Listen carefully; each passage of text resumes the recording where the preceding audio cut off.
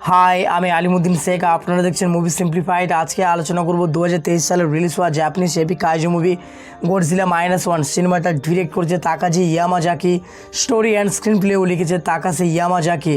এটা Godzilla ফ্র্যাঞ্চাইজের 37 film. এই সিনেমার নাম গডজিলা -1 কারণ দ্বিতীয় বিশ্বযুদ্ধের পর জাপানের অবস্থা খুব খারাপ হয়ে যায়। তারপর আবার গডজিলার অ্যাটাকের ফলে জাপানের অবস্থা খুবই শোচনীয় হয়ে ওঠে, খারাপ থেকে খারাপতর অবস্থার দিকে এগিয়ে যায়, যার ফলে এই সিনেমার নাম -1।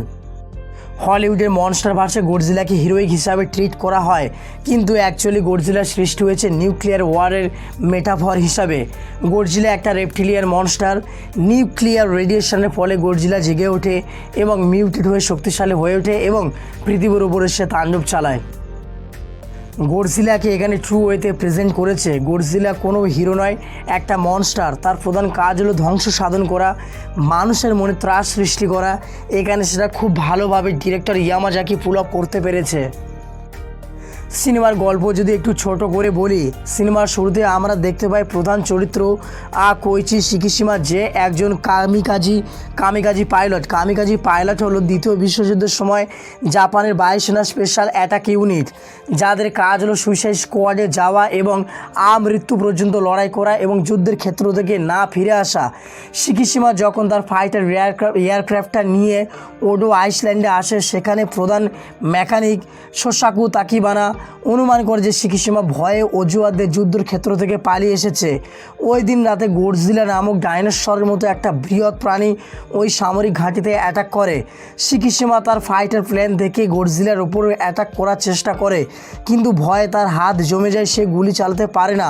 ফলে সামরিক ঘাঁটির সবাই গডজিলার হাতে মারা যায়, শুধুমাত্র মেকানিক তাকিবানা এবং শিকিশিমা বেঁচে যায়। তাকিবানা সৈন্যদের এই ভয়াবহ মৃত্যুর জন্য শিকিশিমাকে ব্লেম করে।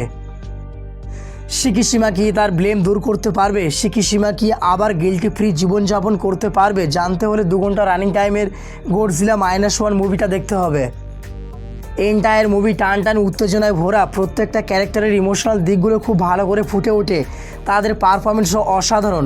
সিনেমার ভিজুয়ালস এফেক্ট নিয়ে কিছু বলার নেই। 50 মিলিয়ন বাজেট নিয়ে যে কীভাবে এরকম top notch world class visuals execution করে যায় গোটা বিশ্বের কাছে এটা একটা উদাহরণ।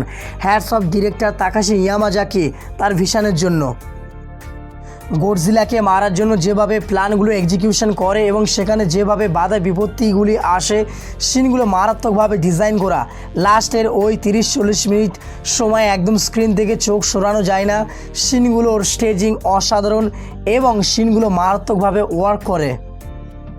এই সিনেমাটা সবার দেখা উচিত। এটা শুধু একটা ভিজুয়াল ট্রিট নয়, সাথে রয়েছে অসাধারণ স্টোরি, ইমোশনাল বন্ডিং, মারাত্মক প্লট টুইস্ট এবং ব্রেথ টেকিং ব্যাকগ্রাউন্ড স্কোর।